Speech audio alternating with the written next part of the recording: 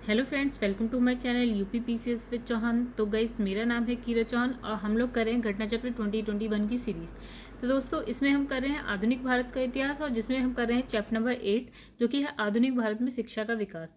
ठीक है दोस्तों, और इसके साथ क्या है कि अगर आपको मेरी वीडियो पसंद आती है तो प्लीज़ इसे लाइक करिए, मेरे चैनल को सब्सक्राइब एंड शेयर करना ना भूलें।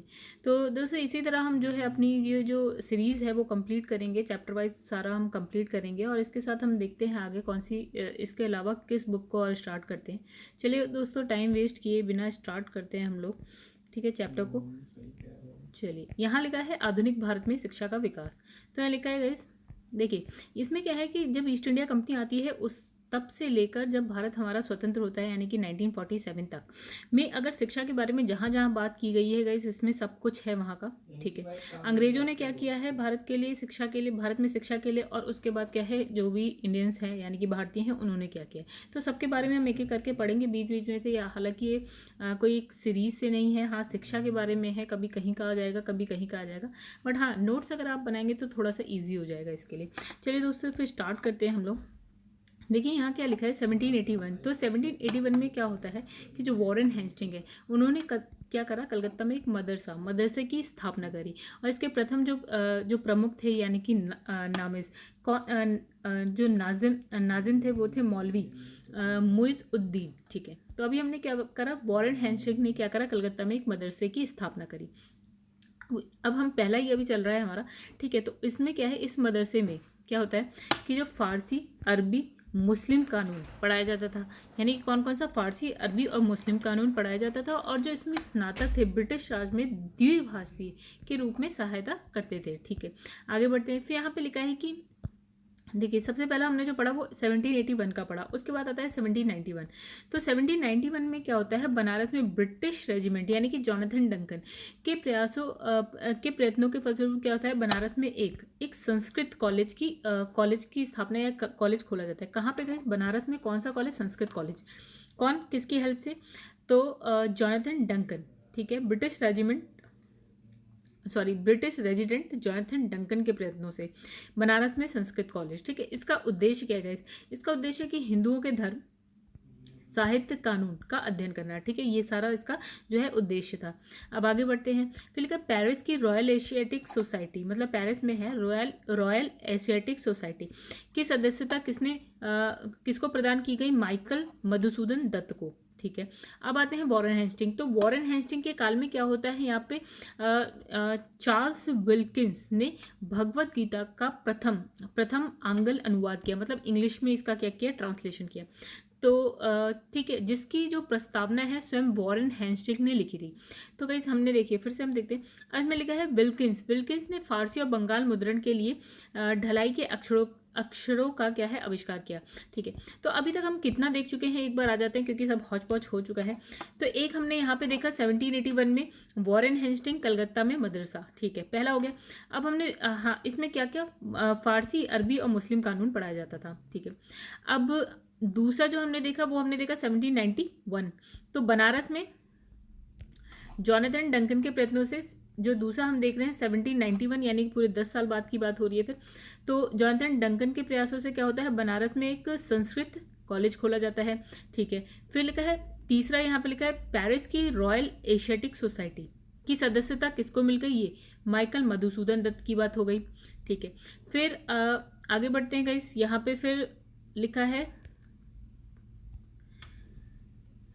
ओके तो यहाँ पे 4th नंबर पे क्या लिखा है, जो वॉरेन हेस्टिंग है उनके टाइम में क्या होता है, चार्ल्स विल्किंस ने क्या किया, भगवत गीता पर भगवत गीता का इंग्लिश में अनुवाद किया फर्स्ट टाइम। ठीक है, अब और इसकी जो प्रस्तावना है वो स्वयं किसने लिखी थी, वॉरेन हेस्टिंग ने। आइए आगे बढ़ते हैं। फिर लिखा है विल्किंस ने फारसी, बांग्ला मुद्रण के लिए ढलाई के अक्षरों का आविष्कार किया। तो गाइस एक दो बार पढ़ेंगे तो याद हो जाएगा। फिर इसमें लिखा है हॉलहेड। तो हॉलहेड ने क्या 1778 में संस्कृत व्याकरण प्रकाशित किया। ठीक है, सर विलियम जोन्स, चलिए एक नया आ जाता है यहाँ पे फिर से। तो सर विलियम जोन्स जो है वॉरेन हेस्टिंग के समय कलकत्ता उच्च न्यायालय के न्यायाधीश थे। ठीक है, यानी इसने कहा कि जो विलियम जोन्स थे वो क्या थे, कलकत्ता उच्चतम न्यायालय, सॉरी नॉट उच्च न्यायालय, इस उच्चतम न्यायालय के क्या थे, न्यायाधीश थे। कौन, विलियम जोन्स। ठीक है। अब इनकी प्रेरणा पे क्या होता है 1784, यानी हमने बात यहाँ पे अभी ओके ये पुराना था गाइस। तो 1784 में क्या होता है एशियाटिक सोसाइटी की स्थापना होती है। ठीक है, तो हम बात कर रहे हैं कि विलियम जोन्स के टाइम की बात हो रही है। ठीक है, मतलब वॉरेन हेस्टिंग का टाइम है।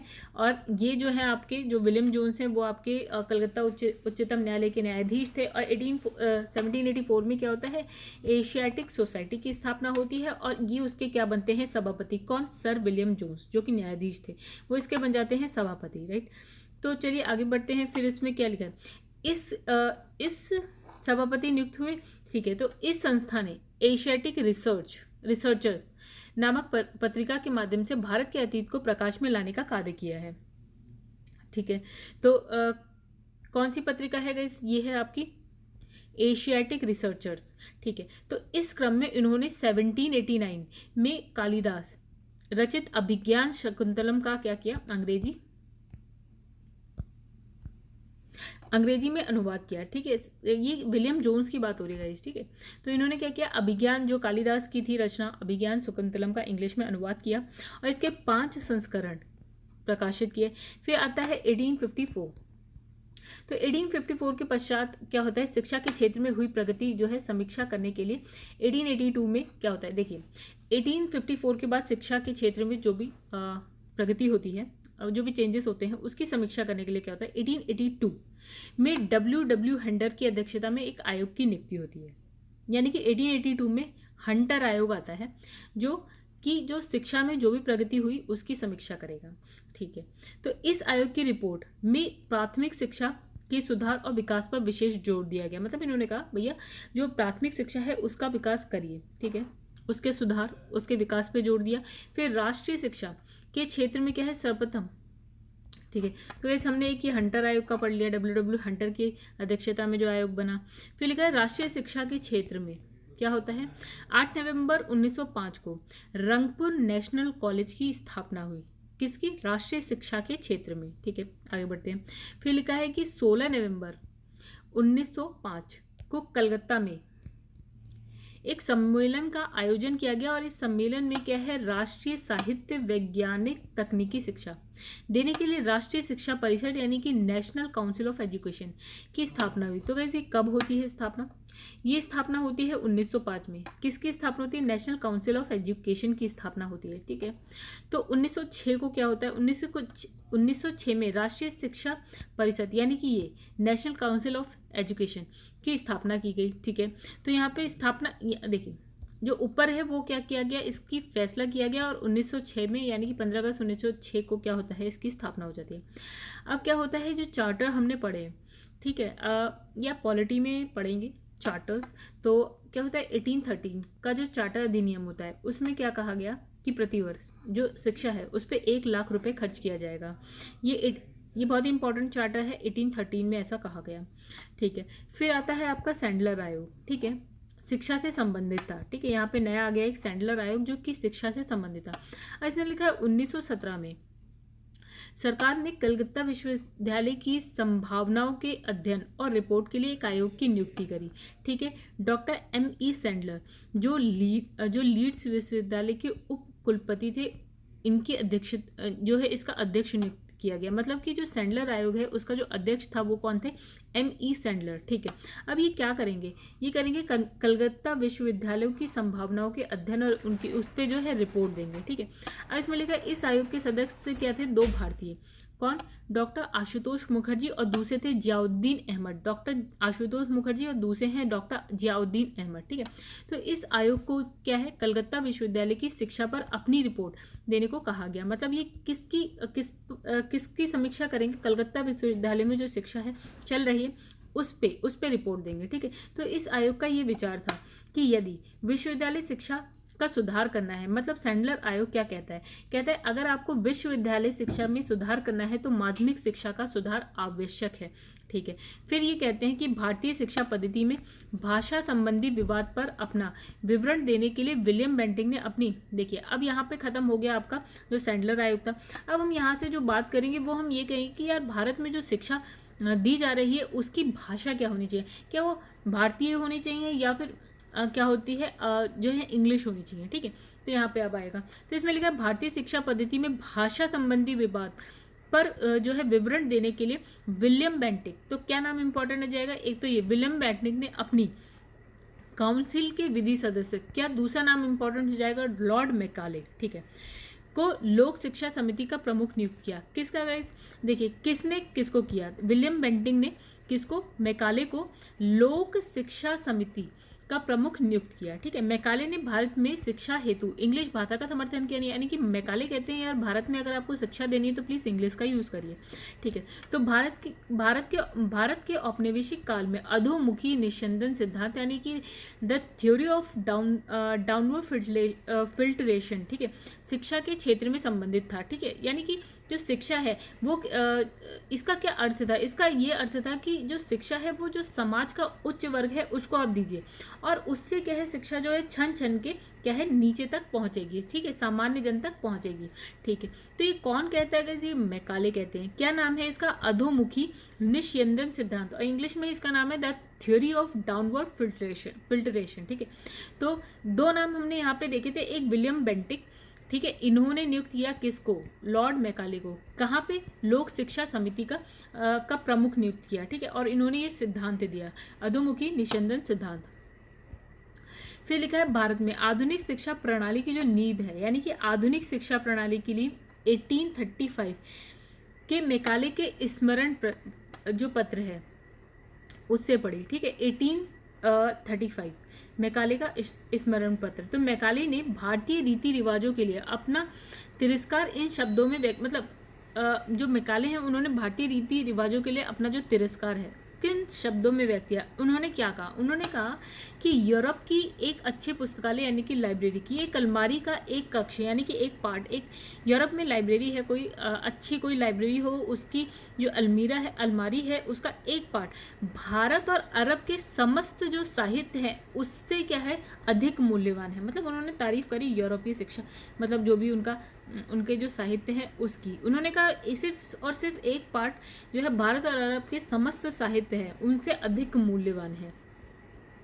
अब आते हैं फिर से हम देखते हैं क्या नाम आया है, लॉर्ड विलियम बेंटिक। ठीक है, के काल में क्या होता है 1835 में के प्रस्ताव द्वारा मैकाले का दृष्टिकोण अपना लिया जाता है। मतलब मैकाले क्या कहते हैं, ये एक तो वो देते हैं अधोमुखी निस्यंदन का सिद्धांत और कहते हैं कि भैया जो शिक्षा है इंडिया में यानी कि भारत में वो अंग्रेजी भाषा में होनी चाहिए, राइट। फिर यहाँ पे लिखा है कि governor general lord William Cavendish Bentinck के शासन काल में क्या होता है 1835 में लॉर्ड मैकाले के प्रस्ताव को स्वीकार कर भारत में अंग्रेजी को उच्च शिक्षा का माध्यम मान लिया गया और भारत में अंग्रेजी शिक्षा का मैग्ना कार्टा ठीक है गाइस, यहाँ पे हमारा मैकाले का हो गया कि वो कहते हैं भैया इंग्लिश होनी चाहिए, इंग्लिश हो गई। ठीक है, फिर आगे बढ़ते हैं। तो अब इसमें लिखा है कि भारत में अंग्रेजी शिक्षा का मैग्ना कार्टा कहे जाने वाले 1854 के चार्ल्स वुड के डिस्पैच, ठीक है, चार्ल्स वुड के डिस्पैच को आधार बनाकर, ठीक है, यहाँ ये नया चल रहा है कि जो शिक्षा का मैग्ना कार्टा है ना भारत में, अंग्रेजी शिक्षा का मैग्ना कार्टा क्या है, चार्ल्स वुड का डिस्पैच है। ठीक है, अब इस डिस्पैच को आधार बनाकर क्या करते हैं, लंदन विश्वविद्यालय यानी कि जो लंदन यूनिवर्सिटी है उसकी तर्ज पर ब्रिटिश भारत में यानी कि भारत में 3 विश्वविद्यालय 3 यूनिवर्सिटी की स्थापना की जाती है। और कब की जाती है 1857 में। वो 3 यूनिवर्सिटी, एक कलकत्ता विश्वविद्यालय, एक आपका हो गया मद्रास विश्वविद्यालय और एक बम्बई विश्वविद्यालय। और ये किसकी तर्ज पे, चार्ल्स वुड के डिस्पैच के आधार पर लंदन विश्वविद्यालय की तर्ज पे, राइट। तो 3 हमने देख लिया कौन कौन सा, कलकत्ता विश्वविद्यालय, मद्रास विश्वविद्यालय और एक है आपका बम्बई विश्वविद्यालय। कब होती है 1857 में होती है।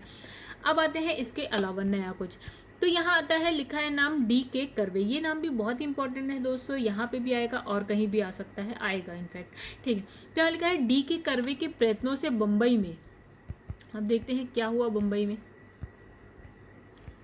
तो प्रयत्नों से बम्बई में एक महिला विश्वविद्यालय की स्थापना हुई। तो गाइस यहाँ हम सिर्फ शिक्षा की बात करें तो क्या होता है कि एक महिला विश्वविद्यालय की स्थापना हुई। ठीक है, ये महाराष्ट्र के समाज सुधारक और सामाजिक कार्यकर्ता थे। कौन, D.K. कर्वे। ठीक है, ये क्या थे, समाज सुधारक सामाजिक कार्यकर्ता। और इन्होंने विधवाओं के उत्थान के लिए विधवा विवाह प्रतिबंध निवारण मंडली की भी स्थापना की। अब 1896 में इन्होंने पूना में विधवा गृह की स्थापना की। ठीक है, तो इन्होंने एक काम क्या किया, प्रथम महिला विश्वविद्यालय कहाँ पे, बम्बई में। ठीक है, दूसरा विधवा विवाह प्रतिबंध निवारण मंडली, तीसरा पूना में विधवा गृह, ठीक है, इसकी स्थापना करी। तो उन्होंने स्वयं एक क्या ब्राह्मणी विधवा से विवाह किया। और फिर इसमें लिखा है कि 1858 में इन्हें भारत रत्न प्रदान किया गया। किसको, डी के कर्वे को। कब, 1958 में। ठीक है, फिर लिखा है आगे, नेक्स्ट अब आ जाते हैं यहाँ से अलग।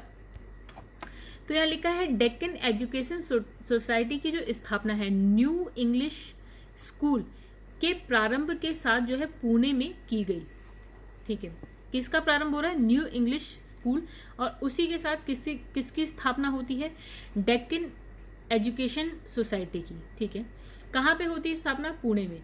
फिर लिखा है कि 1884 में डेक्कन एजुकेशन सोसाइटी औपचारिक रूप से गठित की गई। कब, 1884 में। ठीक है, फिर इस संस्था के संस्थापकों में कौन है, वी के चिपलुंकर। ठीक है, और दूसरे हैं आपके वी जी तिलक, गोपाल गणेश आगरकर और एम बी नाम जोशी, ये प्रमुख हैं इसमें, ये 4-5 नाम प्रमुख हैं। फिर आता है कि जो राजा राम मोहन राय, तो यहाँ पे ये भी कहानी खत्म हो जाती है, सब नई स्टार्ट होती है। तो यहाँ लिखा है राजा राम मोहन राय। ठीक है, आधुनिक शिक्षा के सबसे प्रारंभिक प्रचारकों में से एक थे।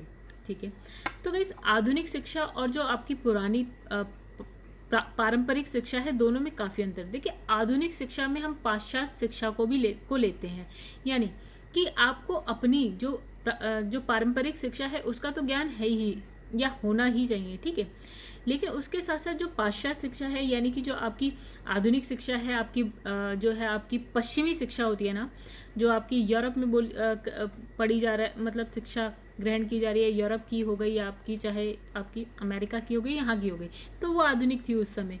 ठीक है, तो आधुनिक शिक्षा के प्रारंभिक प्रचारकों में से एक थे कौन, राजा राम मोहन राय। फिर यहाँ बात करी जा रही है कि 1817 में इन्हें डेविड हेयर, मतलब इन्होंने क्या किया, डेविड हेयर और अलेक्जेंडर डफ के साथ मिलकर कलकत्ता में एक प्रसिद्ध जो है हिंदू कॉलेज की स्थापना की। ठीक है, तो राजा राम मोहन राय, डेविड हेयर और अलेक्जेंडर डफ 1817 में हिंदू कॉलेज की स्थापना करते हैं। कहाँ पे, कलकत्ता में। अब दूसरा एक आता है मेयो कॉलेज। ठीक है, मेयो कॉलेज की स्थापना कब होती है, 1875 में होती है। कहाँ होती है, अजमेर में। फिर मुस्लिम एंग्लो ओरिएंटल कॉलेज। ठीक है, ये इसकी देखिए गाइस, इसकी स्थापना होती है 1875 में। कहाँ होती है, अलीगढ़ में। और यही आज क्या है आपका AMU। ठीक है, अलीगढ़ मुस्लिम यूनिवर्सिटी है, वो यही है। ठीक है, मुस्लिम एंग्लो ओरिएंटल कॉलेज है। फिर इसमें लिखा है कि आपका दिल्ली कॉलेज की स्थापना कब होती है, 1824 में होती है। ठीक है, आगे बढ़ते हैं। ये आप डेट इसकी याद रखिएगा, सारे कॉलेजेस की, इनफैक्ट ये क्वेश्चन आया हुआ है। ठीक है, अब यहाँ लिखा है भारतीय विश्वविद्यालय में क्या है, धार्मिक शिक्षा के लिए मदन मोहन मालवीय ने प्रबल रूप से क्या है, वकालत की। मतलब ये चाहते थे कि जो आपकी विश्वविद्यालय उसमें धार्मिक शिक्षा भी मतलब दी जाए। ठीक है, फिर इन्होंने वर्ष मतलब मदन मोहन मालवीय, तो इन्होंने वर्ष 1916 में क्या है, बनारस BHU मतलब बनारस हिंदू विश्वविद्यालय की स्थापना की। और 1919 से लेकर 1939 तक इसके क्या है, कुलपति बने रहे। कौन, मदन मोहन मालवीय। ठीक है, ये चाहते थे भैया धार्मिक शिक्षा दी जाए। ठीक है, तो इन्होंने क्या, बनारस हिंदू विश्वविद्यालय की स्थापना की। इन्होंने हिंदुस्तान, द इंडियन यूनियन, फिर अभ्युदय और मर्यादा नामक पत्र पत्रिकाएं प्रकाशित की। मतलब कौन कौन सी का, इस 4 नाम है। देखिए ये सब इम्पोर्टेंट है, कुछ भी लाइन ऐसे नहीं है यहाँ पे जो इम्पोर्टेंट ना हो। तो इनकी जो बुक है, पत्र पत्रिकाएं हैं, वो कौन सी है, Hindustan, the Indian union, Abhyudaya और मर्यादा। तो दोस्तों यहाँ पे हमारे नोट्स होते हैं समाप्त। ठीक है, अब हम क्या है, इसके क्वेश्चन आंसर भी देख लेते हैं, बहुत ज़्यादा नहीं है। ठीक है, मुश्किल से 10-15 मिनट में कंप्लीट हो जाएंगे। 30 के अराउंड क्वेश्चन है, इससे ज़्यादा है नहीं। ठीक है, और जो हम नोट्स पढ़ चुके हैं उसका अगर व्याख्या होगी तो उसको हम यहाँ स्किप करेंगे। अब लिखा है इसमें पहला क्वेश्चन, इसमें लिखा है भारत में अंग्रेजों ने प्रथम मदरसा कहाँ स्थापित किया? तो कहाँ किया था गाइस? देखिए, हमने सबसे पहली लाइन पढ़ी थी 1781 में वॉरेन हेस्टिंग ने कलकत्ता में मदरसे की स्थापना करी थी। चलिए आगे बढ़ते हैं। फिर लिखा है एशियाटिक सोसाइटी ऑफ बंगाल के संस्थापक थे। तो गाइस कौन थे? आपके, ठीक है, यहाँ पे आता है, लिखा है 1784 में वॉरेन हेस्टिंग के सहयोगी थे, क्या नाम था? Sir William Jones. इन्होंने क्या करा था? एशियाटिक सोसाइटी ऑफ बंगाल की स्थापना करी थी ताकि एशिया के सामाजिक और प्राकृतिक इतिहास, पुरातत्व संबंधी कला, विज्ञान, साहित्य का अध्ययन किया जा सके। तो कौन सी करी थी? एशियाटिक सोसाइटी ऑफ बंगाल की। किन्होंने? सर विलियम जोन्स ने। यही आंसर है आपका। फिर इसमें लिखा है कि 1791 में बनारस के ब्रिटिश रेजिडेंस, क्या है, जॉनथन डंकन के प्रयत्नों से के फलस्वरूप जो है बनारस में एक संस्कृत कॉलेज भी खोला गया। ये तो आगे की बात हो गई। ठीक है, हमारा क्वेश्चन यही था कि इसकी स्थापना किसने करी थी? एशियाटिक सोसाइटी ऑफ बंगाल की सर विलियम जोन्स ने करी थी। ठीक है गाइस, देखिए कहाँ कहाँ आया है, कितनी जगह ये क्वेश्चन आ चुका है। फिर उसके बाद लिखा है वाराणसी में प्रथम संस्कृत। तो यहाँ लिखा है कि गाइस वाराणसी में प्रथम संस्कृत महाविद्यालय की स्थापना किसने की थी? तो यहाँ पे है जॉनथन डंकन ने की थी। आगे बढ़ते हैं। लिखा है बंगाल। देखिए, बनारस या वाराणसी एक ही बात है। अब यहाँ पे लिखा है बंगाल की एशियाटिक सोसाइटी की स्थापना वॉरेन हेस्टिंग के काल में हुई थी और उसने, क्या है, सर विलियम जोन्स के पक्ष में उक्त विद्वत संस्था की अध्यक्षता का प्रस्ताव अस्वीकार कर दिया था। ठीक है। सेकंड इसमें लिखा है कारण, पहला था कथन, अब कारण लिखा है कि वॉरेन हेस्टिंग स्वयं एक जो है उद्भट विद्वान और प्राच्य विद्या का प्रखर समर्थक था, जो संस्कृत, फारसी व अरबी के अध्ययन को जो है प्रोत्साहित करता था। चलिए आइए, इसमें देखिए इसका जो आंसर है वो ये है कि जो कारण है वो भी सही है, कथन जो है वो भी सही है, कारण भी सही है, और कारण जो है कथन की सही व्याख्या करता है। ठीक है, यानी कि ए है इसका आंसर। फिर इसमें लिखा है कि वॉरेन हेस्टिंग 1774 से 85 में के दौरान क्या बंगाल के गवर्नर जनरल थे। कौन था गाइस? Warren Hasting. फिर वह स्वयं एक, क्या है, उद्भट विद्वान और प्राच्य विद्या यानी कि शिक्षा के प्रचर समर्थक थे, जो संस्कृत, फारसी, अरबी के अध्ययन को प्रोत्साहित करता था। तो उसके सहयोग समर्थन से ही क्या होता है कि 1784 में बंगाल की एशियाटिक सोसाइटी की स्थापना हुई, ताकि उसने सर विलियम जोन्स के पक्ष में इस संस्था की अध्यक्षता का प्रस्ताव अस्वीकार कर दिया। ठीक है, तो किसकी अध्यक्षता? विलियम जोन्स के पक्ष में इस संस्था की जो अध्यक्षता है उसका जो है प्रस्ताव अस्वीकार कर दिया था, और चार्ल्स विल्किंस, फिर है नथानियल हेल्डेड, फिर जॉनथन डंकन आदि ने वॉरेन हेस्टिंग के पृष्ठ और समर्थन के तहत ही प्राच्य शिक्षा जो विद्या है उसके अध्ययन में योगदान दिया। ठीक है, चार्ल्स विल्किंस द्वारा किए गए भगवद गीता में के अंग्रेजी अनुवाद की प्रस्तावना वॉरेन हेस्टिंग ने स्वयं लिखी थी। ठीक है, तो गाइस यहाँ पे क्या लिखा है? यहाँ लिखा है प्रश्नानुसार कथन में दो बातों का जिक्र है, एक एशियाटिक सोसाइटी की स्थापना और वॉरेन हेस्टिंग द्वारा विलियम जोन्स के पक्ष में इसकी अध्यक्षता को स्वीकार न करना। वही कारण में, ठीक है, वही कारण में इसका स्वयं विद्वान होना और प्राच्य विद्या के अध्ययन को जो है प्रोत्साहित करना वर्णित है। तो यहाँ प्राच्य विद्या के अध्ययन को प्रोत्साहन कथन की दोनों बातों का कारण होना जो है पुष्ट करता है। ठीक है गाइस, अब आप समझ गए होंगे कि दोनों ही सही है। आगे बढ़ते हैं हम लोग।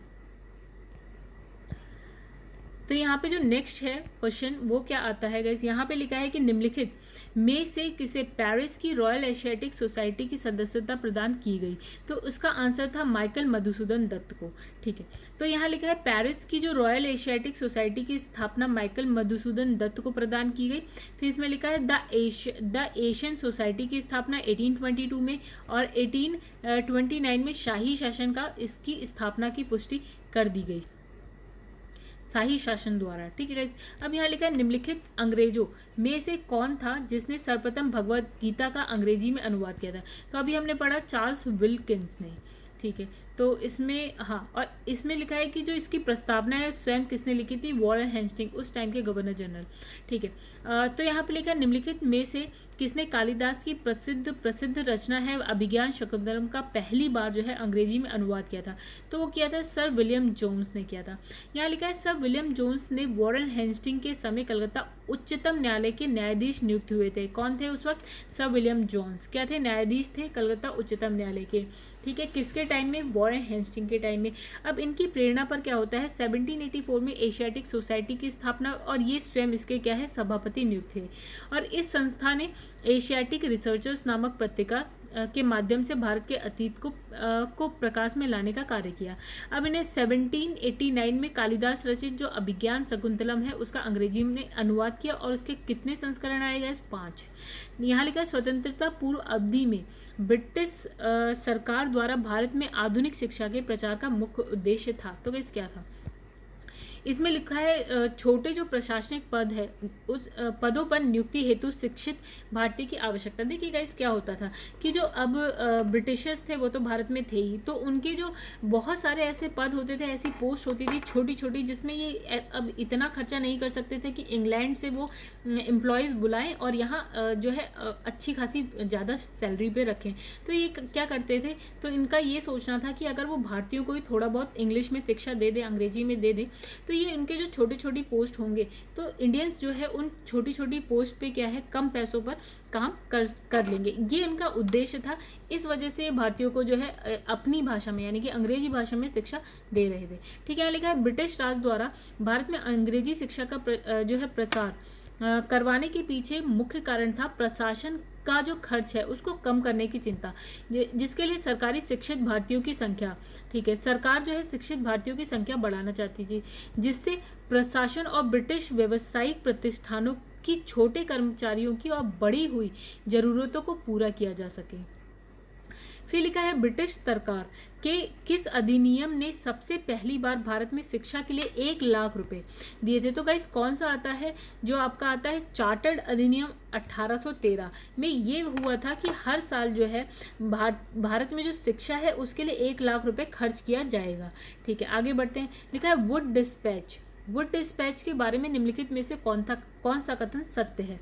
तो यहाँ लिखा है सहायता अनुदान व्यवस्था यानी कि ग्रांट इन एड शुरू की गई। फिर विश्वविद्यालय की स्थापना की जो है सिफारिश की गई। फिर लिखा है शिक्षा के सभी स्तरों पर शिक्षण माध्यम के रूप में अंग्रेजी की सिफारिश की गई। तो वैसे यहाँ पे जो है पहला और दूसरा सही है, तीसरा आपका गलत है। देखिए यहाँ पे लिखा है वुड डिस्पैच या वुड घोषणा पत्र ब्रिटिश ईस्ट इंडिया कंपनी के बोर्ड ऑफ कंट्रोल के अध्यक्ष चार्ल्स वुड द्वारा 1854 में जारी किया गया, और इस घोषणा पत्र में भारतीय शिक्षा पर एक व्यापक योजना प्रस्तुत की गई। तो इस घोषणा पत्र में क्या है? शिक्षा के उद्देश्य, माध्यम, सुधार आदि पर विचार किए गए। इस घोषणा पत्र को क्या है भारत में अंग्रेजी शिक्षा का क्या बोला गया? मैग्ना कार्टा बोला गया। फिर लिखा है प्रस्ताव में सरकार ने पाश्चात्य शिक्षा यानी कि जो अंग्रेजी शिक्षा है यानी कि आधुनिक शिक्षा है उसके प्रसार को अपना उद्देश्य बनाया। उच्च शिक्षा को अंग्रेजी भाषा के माध्यम से दिए जाने पर बल दिया, परंतु साथ ही देशी भाषा का विकास को भी महत्व दिया। और इस घोषणा पत्र के अनुसार लंदन विश्वविद्यालय के आधार पर क्या होता है? कलकत्ता, बंबई और मद्रास प्रेसिडेंसी में क्या होता है? विश्वविद्यालय की स्थापना की जाती है। ठीक है, तो इसमें क्या है? इस बात पर बल दिया गया कि सरकारी शिक्षण संस्थाओं में दी जाने वाली जो शिक्षा है वो धर्म निरपेक्ष होनी चाहिए, यानी किसी भी धर्म से रिलेटेड नहीं होनी चाहिए। तो यहाँ पे लिखा है शिक्षा के क्षेत्र में जो है निजी प्रयत्नों को प्रोत्साहित करने के लिए अनुदान सहायता की पद्धति चलाने की सिफारिश भी की गई, यानी कि अनुदान भी दिया जाए करके। ठीक है, नेक्स्ट पे आते हैं हम लोग। तो यहाँ लिखा है चार्ल्स वुड का जो आदेश पत्र है निम्नलिखित में से किससे संबंधित था? तो गाइस ये था शिक्षा से संबंधित। तो इसमें क्या है आप एक बार इसको पढ़िएगा गाइस। अभी हमने वुड डिस्पैच के बारे में काफ़ी पढ़ लिया। ठीक है, इसे आप पढ़िएगा, समझ में आ जाएगा। आगे बढ़ते लिखा है हंटर कमीशन यानी कि हंटर आयोग की रिपोर्ट में विकास पर विशेष जोर दिया गया। किसके विकास पर? तो यहाँ पे था गाइस, यहाँ पे था आपकी प्राथमिक शिक्षा के विकास पर। ठीक है, यहाँ लिखा है 1854 की पाश्चात्य शिक्षा के क्षेत्र में हुई प्रगति की समीक्षा करने के लिए 1882 में क्या होता है? W.W. हंटर की अध्यक्षता में एक आयोग की नियुक्ति होती है, और इसके अध्यक्ष कौन हो गए? हंटर। W.W. मतलब इसका अध्यक्ष कौन है, डब्ल्यू हंटर, यानी हंटर आयोग है इसीलिए। तो इस आयोग की रिपोर्ट में क्या है, प्राथमिक शिक्षा के सुधार और विकास पर विशेष जो जोर दिया गया। फिर लिखा है नेशनल काउंसिल ऑफ एजुकेशन की स्थापना कब हुई, तो दोस्तों कब होती है, 1906 में होती है, ठीक है, 15 अगस्त 1906। तो यहाँ पे लिखा है राष्ट्रीय शिक्षा के क्षेत्र में सर्वप्रथम क्या होता है, 1905 में रंगपुर नेशनल स्कूल की स्थापना होती है। 16 नवंबर 1905 को कलकत्ता में एक सम्मेलन का आयोजन होता है और इस सम्मेलन में राष्ट्रीय साहित्य, विज्ञान और तकनीकी शिक्षा देने के लिए राष्ट्रीय शिक्षा परिषद यानी कि नेशनल काउंसिल ऑफ एजुकेशन की स्थापना का फैसला लिया जाता है और 15 अगस्त 1906 को क्या होता है, इसकी स्थापना हो जाती है। चलिए नेक्स्ट देखिए गाइस, इसमें जो है ना, मैं इतनी जल्दी इसलिए पढ़ ले रही हूँ क्योंकि क्या है, इसकी जो व्याख्या है ना वो सेम वही है जो हम नोट्स में पढ़ चुके हैं, कुछ इसमें ऐसा नया है नहीं, ठीक है। तो यहाँ लिखा है सैंडलर आयोग संबंधित है। गाइस किससे था, ऑब्वियसली शिक्षा से संबंधित है। तो यहाँ लिखा है सैंडलर आयोग जो है शिक्षा से संबंधित है और 1917 में सरकार ने कलकत्ता विश्वविद्यालय की संभावनाओं के अध्ययन और रिपोर्ट के लिए एक आयोग की नियुक्ति करी, ठीक है। तो मतलब किसकी शिक्षा को देखने के लिए, कलकत्ता विश्वविद्यालय में जो शिक्षा दी जा रही थी उसकी समीक्षा के लिए इन्होंने इस आयोग की नियुक्ति करी थी।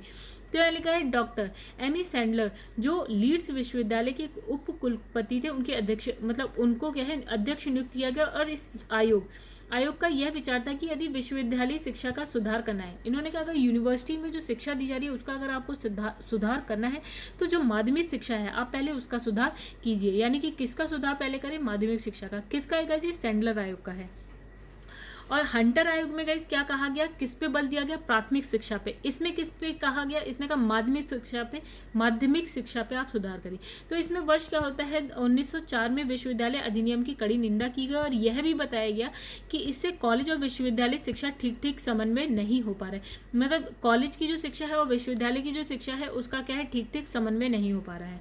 फिर लिखा है शिक्षा में सुधार हेतु ब्रिटिश सरकार ने सैंडलर विश्वविद्यालय आयोग कब नियुक्त किया था, तो गाइस कब किया था, 1917 में किया था। फिर लिखा है 1902 में लॉर्ड कर्जन ने 2 भारतीय सदस्यों को सम्मिलित करते हुए एक विश्वविद्यालय आयोग जो है गठित किया था। वे कौन सा था, तो गाइस कौन सा था आपका, देखिए इसमें लिखा है वायसराय लॉर्ड कर्जन। चलिए आइए देख लेते हैं, व्याख्या ही देखते हैं डायरेक्ट। तो इसमें लिखा है लॉर्ड कर्जन ने शैक्षिक सुधारों के तहत 1902 में सर टॉमस रेले की अध्यक्षता में एक विश्वविद्यालय आयोग का गठन किया। तो गाइस यहाँ पे जो ये वाला क्वेश्चन है तो इसकी जो व्याख्या, इनफैक्ट क्वेश्चन दोनों ही नए हैं जो हमारे नोट्स में नहीं थे। तो इस पे ऐसी व्याख्या पे ध्यान देना है जो हम नोट्स में पढ़ के नहीं आए हैं, ठीक है, जो कि यहाँ पे नया है।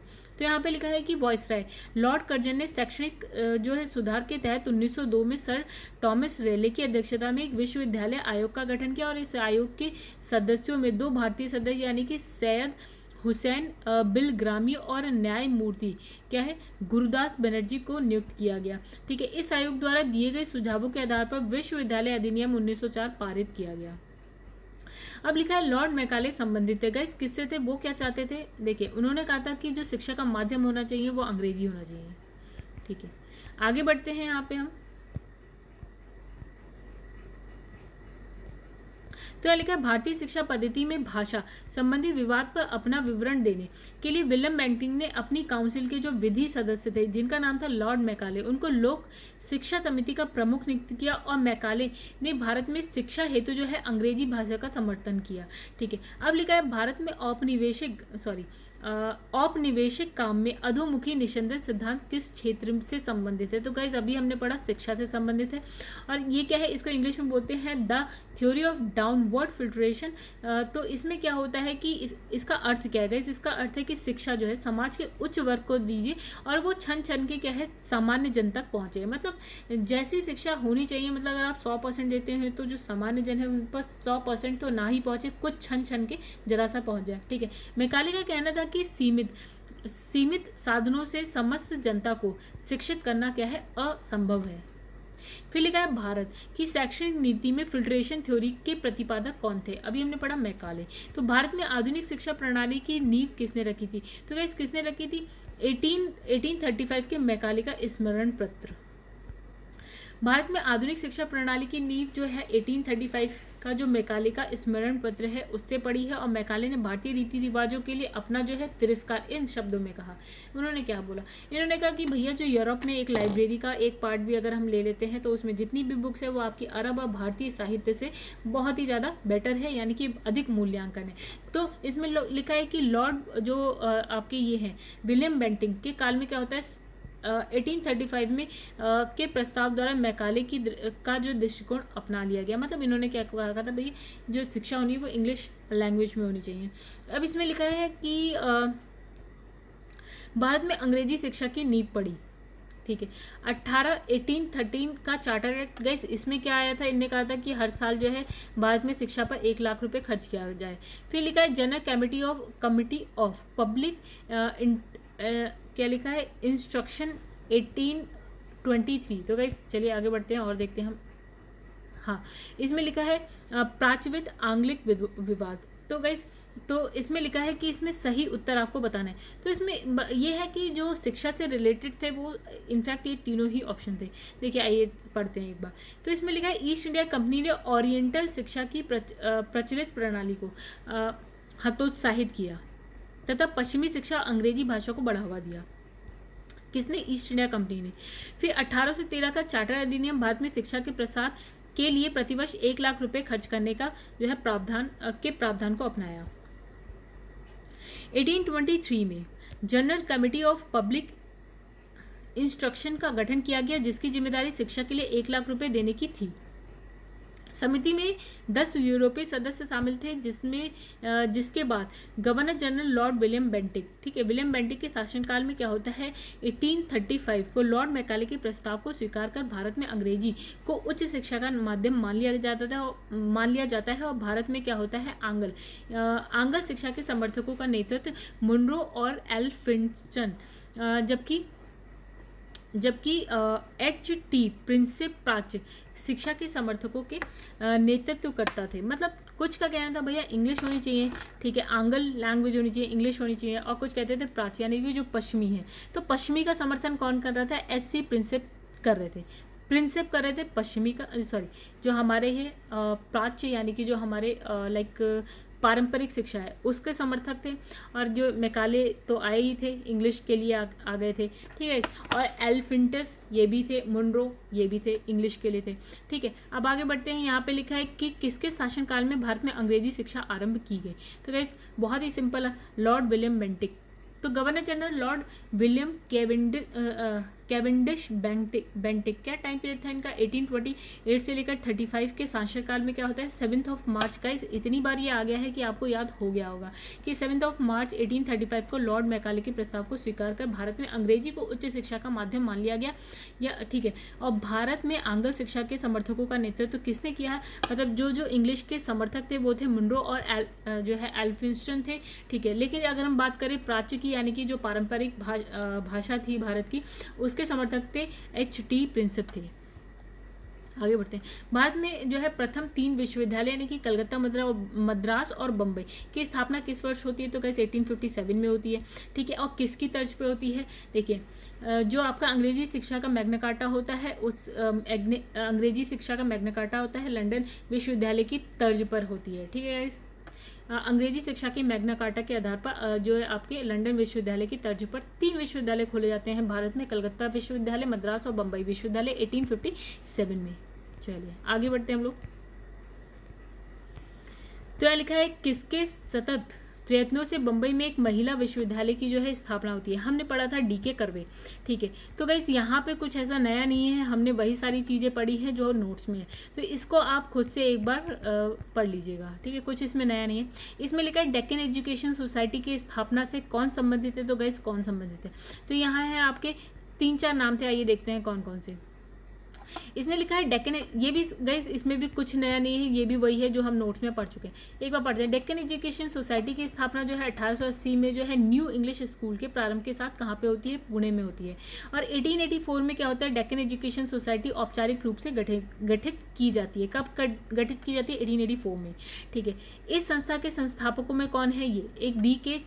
चिपलुंकर, फिर B.G. तिलक यानी कि बाल गंगाधर तिलक, फिर है M.B. नामजोशी और गोपाल गणेश आगरकर, ठीक है, ये सारे हैं। और जस्टिन जो है रनाडे इस सोसाइटी के संस्थापक नहीं बल्कि इसमें 5 जो है संरक्षकों में से एक है।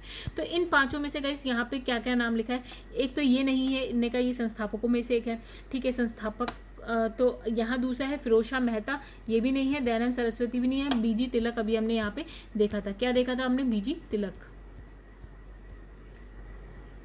लिखा है निम्नलिखित कॉलेजों में सर्वप्रथम किसकी स्थापना की गई। एक यहाँ पे लिखा है हिंदू कॉलेज, फिर लिखा है दिल्ली मेयो, और फिर आपका लिखा है मुस्लिम एंग्लो ओरिएंटल कॉलेज। तो गाइस इसका टाइम पीरियड भी हमने देखा था, क्या क्या देखा था गाइस हमने, जैसे दिल्ली का देखा था 1824 देखा था हमने, मुस्लिम एंग्लो ओरिएंटल का देखा था 1875 देखा था, मेयो कॉलेज का भी 1875 देखा था हमने। हिंदू कॉलेज का गाइस हमने क्या देखा था, ठीक है, जो हिंदू कॉलेज है वो आपका देखिए इसमें लिखा है राजा राम मोहन राय आधुनिक शिक्षा के सबसे प्राचीन जो है प्रचारकों में से एक थे, ठीक है। तो इन्होंने क्या, अब यहाँ पे लिखा है 1817 में इन्होंने डेविड हेयर अलेक्जेंडर डफ की हेल्प से क्या करा, कलकत्ता में हिंदू कॉलेज की स्थापना करी। मेयो कॉलेज की स्थापना हमने देख लिया है 1875 में होती है, कहाँ होती है, अजमेर में। मुस्लिम एंग्लो ओरिएंटल कॉलेज कहाँ होती है, क्या स्थापना इसकी अलीगढ़ में होती है 1875 में। दिल्ली कॉलेज की स्थापना दिल्ली में होती है 1824 में होती है, तो इंपॉर्टेंट है ये सब। फिर लिखा है मोहम्मद एंग्लो ओरिएंटल मोहम्मडन है मुस्लिम या Mohammedan Anglo oriental college Aligarh की स्थापना निम्नलिखित में से किस वर्ष हुई। तो गाइस अभी हमने देखा 1875 में होती है। फिर लिखा है डेविड हेयर और अलेक्जेंडर डफ के साथ मिलकर निम्नलिखित में से किसने कलकत्ता में हिंदू कॉलेज की स्थापना की। अभी हमने देखा राजा राममोहन राय। फिर यहाँ पे लिखा है बनारस कॉलेज, अब यहाँ पे लिखा है संस्थान और उनके संस्थापक का नाम लिखा है। तो यहाँ पे लिखा है बनारस का जो है आपका संस्कृत कॉलेज, फिर कलकत्ता मदरसा, और सबसे पहले हमने यही पढ़ा था कलकत्ता मदरसा, ठीक है। तो इसमें बताना कौन सा सही सुलिमित है, ठीक है। फिर फोर्ट विलियम्स कॉलेज, इसमें लिखा है आर्थर वेलेजली, और जो बनारस का संस्कृत कॉलेज है यहाँ लिखा है विलियम जोन्स। चलिए आइए देखते हैं इसका आंसर क्या है दोस्तों। देखिए यहाँ पे लिखा है बनारस का संस्कृत कॉलेज, इसका जॉनथन डंकन है इसके, ठीक है। बनारस में जो संस्कृत कॉलेज है उसके हैं जॉनथन डंकन, कॉलेज खुलता है 1791 में, ठीक है। कलकत्ता मदरसा हमने सबसे पहले देखा था 1781 में, कौन था आपका, वॉरेन हेस्टिंग था, ठीक है। फिर है जो फोर्ट विलियम्स कॉलेज है लॉर्ड रिचर्ड कार्ले वेलेजली, गए, ये सारी चीज़ें हम पढ़ेंगे आगे, ठीक है, 1800 में। बिकॉज अभी देखिए हम क्या कर रहे हैं, टोटल हमने देख लिया कि ईस्ट इंडिया कंपनी जब से भारत आती है उससे भारत के आज़ाद होने तक के जितने भी शिक्षा से रिलेटेड जहाँ जहाँ जो पॉइंट्स है उसको उठा के क्या कर दिया, एक ही चैप्टर में डाल दिया। लेकिन जब हम धीरे धीरे आगे के चैप्टर्स पढ़ेंगे तो ये छोटे छोटे पॉइंट्स जो हम यहाँ एक साथ पढ़ें वहाँ पे आपको मिल जाएंगे, पूरी कहानी के साथ आपको एक जगह मतलब हर जगह मिलेंगे आपको, ठीक है। यहाँ तो उठा के एक साथ कर दिया, ठीक है। वेलेजली के कलकत्ता में फोर्ट विलियम्स कॉलेज की स्थापना क्या है, किस लिए की थी, वेलेजली ने कलकत्ता में क्यों करी थी।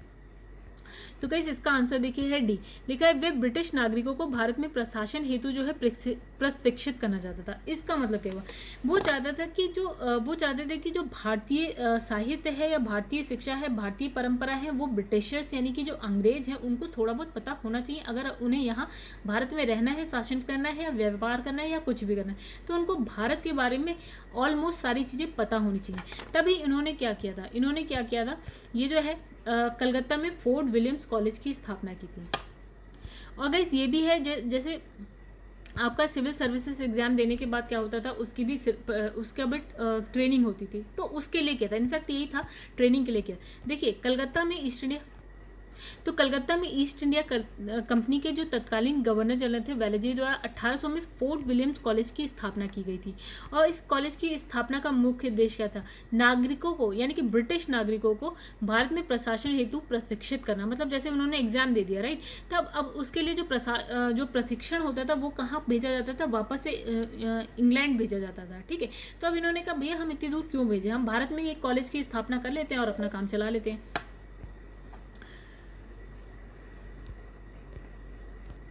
तो दोस्तों जो नेक्स्ट क्वेश्चन है उसमें लिखा है कि निम्नलिखित में से किसने भारतीय विश्वविद्यालयों में धार्मिक शिक्षा के लिए प्रबल रूप से जो है वकालत की थी। तो गाइस किसने की थी, मदन मोहन मालवीय ने करी थी, ठीक है।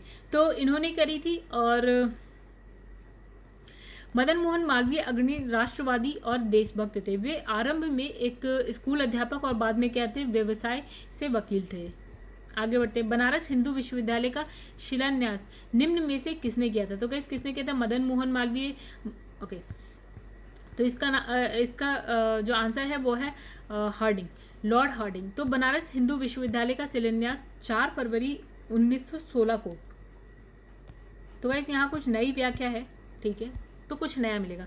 4 फरवरी 1916 को बसंत पंचमी के दिन तत्कालीन जो वायसराय थे आपके लॉर्ड हॉर्डिंग, ठीक है, उन्होंने की थी। आगे बढ़ते हैं, किसकी गाइस? बनारस हिंदू विश्वविद्यालय की का शिलान्यास। तो इसमें लिखा है निम्नलिखित में से किसे सर्वप्रथम केंद्रीय विश्वविद्यालय घोषित किया गया? सर्वप्रथम किसे केंद्रीय विश्वविद्यालय घोषित किया गया? गाइस यहाँ पे लिखा है बनारस हिंदू विश्वविद्यालय। आइए देखते हैं और कौन कौन से नाम है। अलीगढ़ मुस्लिम विश्वविद्यालय अलीगढ़ में, भीमराव अम्बेडकर विश्वविद्यालय लखनऊ, बनारस हिंदू विश्वविद्यालय वाराणसी और इलाहाबाद विश्वविद्यालय। तो इन सब में है बनारस हिंदू विश्वविद्यालय यानी कि BHU वाराणसी। तो दिए गए केंद्र में, ठीक है, बनारस हिंदू विश्वविद्यालय वाराणसी को सबसे पहले केंद्रीय विश्वविद्यालय यानी कि जो सेंट्रल यूनिवर्सिटी है उसका दर्जा प्राप्त हुआ और इसकी स्थापना कब होती है? 1916 में। कौन करता है? महामना मदन मोहन मालवीय, ठीक है। आगे देखते हैं गाइस नेक्स्ट क्वेश्चन। तो दोस्तों यहाँ पे हमारा जो होता है जो चैप्टर है वो होता है कंप्लीट, ठीक है। जो नेक्स्ट चैप्टर है गाइस वो होगा आधुनिक भारत में प्रेस का विकास, ठीक है। तो दोस्तों अभी हम क्या करते हैं, इस वीडियो को यहीं पे करते हैं समाप्त और अब हम मिलेंगे अब आपसे नेक्स्ट वीडियो में। अगर दोस्तों आपको मेरी वीडियो पसंद आती है तो प्लीज़ इसे लाइक करिए, मेरे चैनल को सब्सक्राइब और शेयर करना ना भूलें। तो हम इसी तरह जो है आपके लिए वीडियो लाते रहेंगे। तब तक के लिए दोस्तों धन्यवाद।